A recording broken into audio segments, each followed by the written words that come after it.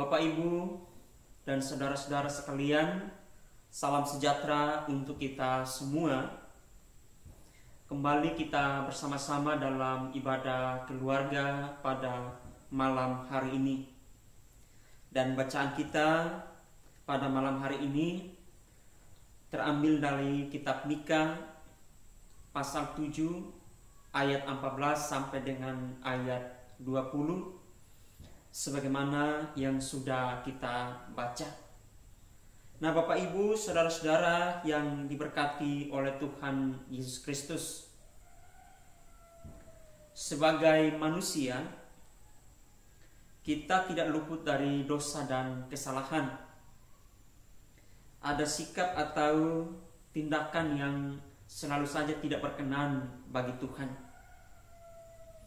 Karena hakikat manusia adalah manusia yang penuh dengan dosa, manusia yang rapuh, atau manusia yang penuh dengan kelemahan. Karena itu Rasul Paulus menulis dalam surat Roma pasal 3 ayat 10 yang menyatakan bahwa tidak ada seorang pun yang benar, tidak ada seorang pun yang suci. Nah, dalam kesadaran inilah bagaimana manusia menyadari akan dosa dan perbuatan. Dalam perikop bacaan kita pada malam hari ini, kitab Mika pasal 7 ayat 14 sampai dengan ayat 20. Bacaan ini berisi tentang nyanyian doa dari Nabi Mika, di mana Nabi Mika berdoa memohon pengampunan atas segala perbuatan-perbuatan yang telah dilakukan oleh umat Israel. Dan kalau kita lihat dalam kitab Mika pada ayat-ayat sebelumnya, di sana kita akan menemukan dosa atau kesalahan dari umat Israel. Kita lihat pada pasal 7 ayat 2, 3, bahkan sampai pada ayat 6, bahwa terjadi kemerosotan moral. Dan yang paling miris adalah kemerosotan moral ini terjadi di antara para pemimpin umat Israel. Mereka berlaku tidak adil dan bertindak tidak jujur. Akibatnya terjadi penghukuman dari Tuhan dan mereka mengalami penderitaan yang luar biasa. Ada semacam krisis kepercayaan kepada para pemimpin. Mereka hadir untuk melayani masyarakat. Mereka hadir mestinya untuk membawa kesejahteraan bagi umat. Tetapi justru sebaliknya. Dalam kitab Mika pasal 7 ayat 3 kita lihat, tangan mereka sudah cekatan berbuat jahat, pemuka menuntut, hakim dapat disuap, pembesar memberi putusan sekehendaknya, dan hukum mereka putar balikan. Ini menggambarkan bahwa uang begitu berkuasa sehingga para pemimpin sangat mengabaikan tugas mereka yang melayani dengan jujur dan adil. Dan inilah yang sedang terjadi, masalah besar bagi kehidupan umat Israel.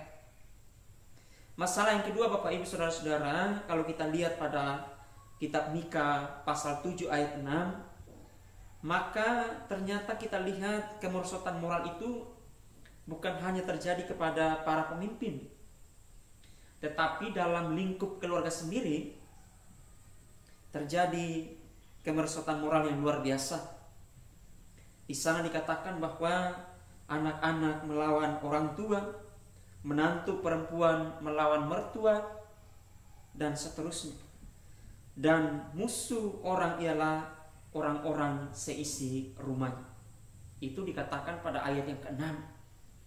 Sehingga kita bisa melihat bahwa apa yang terjadi dalam kehidupan umat Israel itu bukan hanya bagi para pemimpin, tetapi dosa atau perbuatan jahat itu sedang terjadi dalam lingkup keluarga itu sendiri.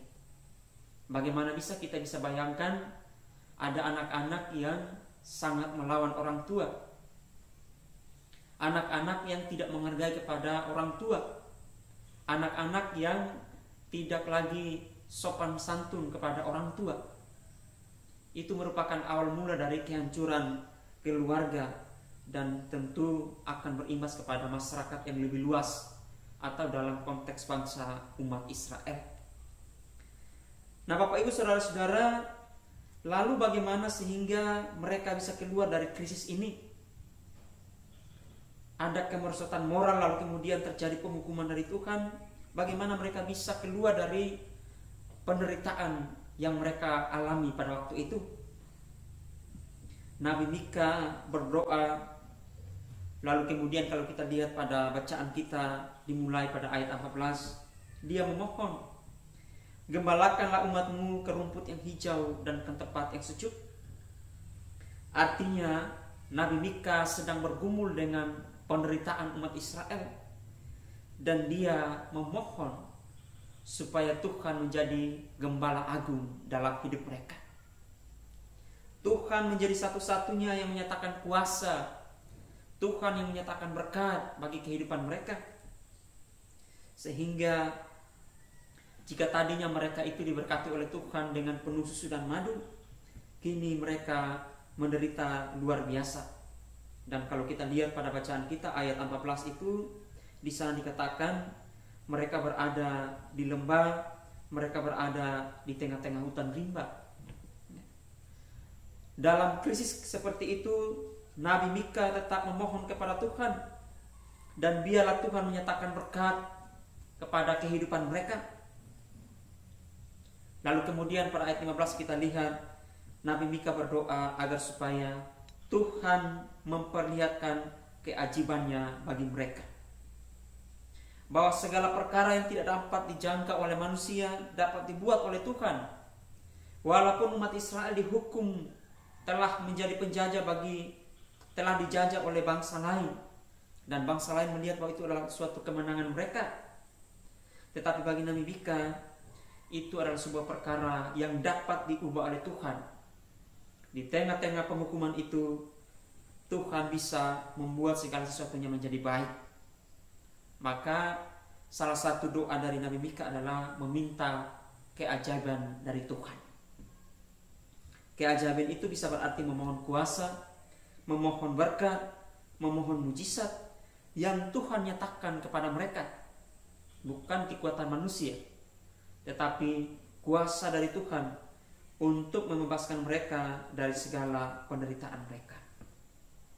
Yang berikut Bapak Ibu saudara-saudara, dalam doa Nabi Mika ini, selain dia meminta supaya Tuhan menggembalakan, Tuhan memperlihatkan kuasanya kepada mereka, tetapi ia juga tidak lupa untuk memohon pengampunan dari Tuhan. Sebab bagi Nabi Mika bahwa segala sesuatu yang terjadi bagi umat Israel itu semua akibat dari kesalahan mereka, akibat dari semua dosa-dosa yang mereka lakukan. Maka satu-satunya jalan untuk kembali kepada Allah adalah memohon pengampunan kepada Tuhan. Dan itu menjadi inti atau kunci dari bacaan kita pada malam hari ini, ayat yang ke-18. Siapakah Tuhan seperti engkau? Jawaban dari Nabi Mika adalah, Dia adalah Allah yang adil, yang bisa menghukum umat Israel. Tetapi sebaliknya, Dia adalah Allah yang penuh dengan belas kasihan. Jadi Tuhan itu menyatakan penghukuman bukan semata-mata untuk menyediakan umat itu sendiri, tetapi selalu ada kesempatan atau peluang bagi umat Israel yang kembali bertobat, lalu Tuhan memberikan pengampunan atau belas kasihan kepada mereka. Karena itu Bapak Ibu, bacaan kita pada malam hari ini, kitab Mika pasal 7 ayat 14 sampai dengan 20 ini, Nabi Mika berdoa agar memohon pengampunan atas umat Israel, bahwa Tuhan yang penuh dengan belas kasihan akan memperlihatkan pengampunan bagi umat yang berdosa, yang kini mereka sadar dan kembali bertobat dari segala tindakan-tindakan mereka. Nabi Mika tidak saja fokus kepada masalah atau penderitaan yang sedang dihadapi, Tetapi Nabi Mika fokus kepada Tuhan. Ia kembalikan hidupnya kepada Tuhan. Dan ia menyadari bahwa di tengah-tengah penghukuman itu ia memiliki pengharapan hanya kepada Tuhan. Dan Tuhan akan memulihkan kehidupan mereka. Di tengah-tengah krisis mereka, Nabi Mika percaya bahwa ada Tuhan yang menjadi penolong bagi hidup mereka. Nah, Bapak Ibu, saudara-saudara yang diberkati Tuhan, dalam situasi pandemi saat ini, dalam tanda kutip penghukuman yang sedang dihadapi oleh dunia, khususnya yang terjadi di tengah-tengah bangsa kita, kerap kali kita lihat di media banyak orang pro dan kontra. Ada banyak isu-isu tentang vaksin, tentang penelitian kesehatan, lalu kemudian menjadi kegaduhan di tengah-tengah bangsa atau masyarakat kita. Lalu seakan-akan konsentrasi kita itu kepada soal pandemi. Konsentrasi media sekarang itu hanya soal tentang virus. Konsentrasi masyarakat itu hanya soal bahaya corona. Tetapi kita sebagai orang percaya, mestinya kita tidak hanya fokus kepada soal pandemi COVID-19.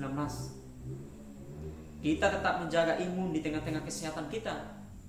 Tetapi yang paling penting juga adalah bagaimana kita menjaga iman kita kepada Tuhan. Dan ini yang dilakukan oleh Nabi Mika. Ia berdoa kepada Tuhan. Itulah salah satu cara ia menyatakan, menunjukkan dirinya kepada Tuhan. Bukan saja ia melihat kepada penghukuman, lalu kemudian dia mengecam kepada para pemimpin. Tetapi baginya jalan kembali kepada Tuhan merupakan satu-satunya. Tuhan yang selalu mendengarkan setiap doa. Ia mengampuni kesalahan kita, lalu kemudian mengasihi akan kehidupan kita.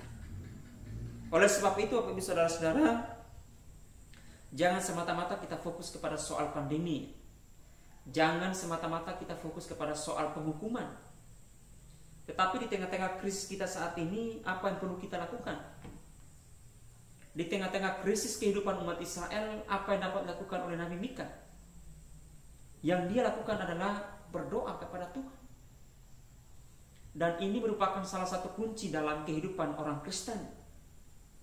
Sebagai orang percaya, kita selalu diingatkan untuk melakukan doa. Dan doa itu sangat penting dalam kehidupan kita. Dikala kita mengalami penderitaan, sakit penyakit, krisis ekonomi, bahkan masalah besar yang sedang kita hadapi saat ini, kembalilah kita memohon pertolongan dari Tuhan.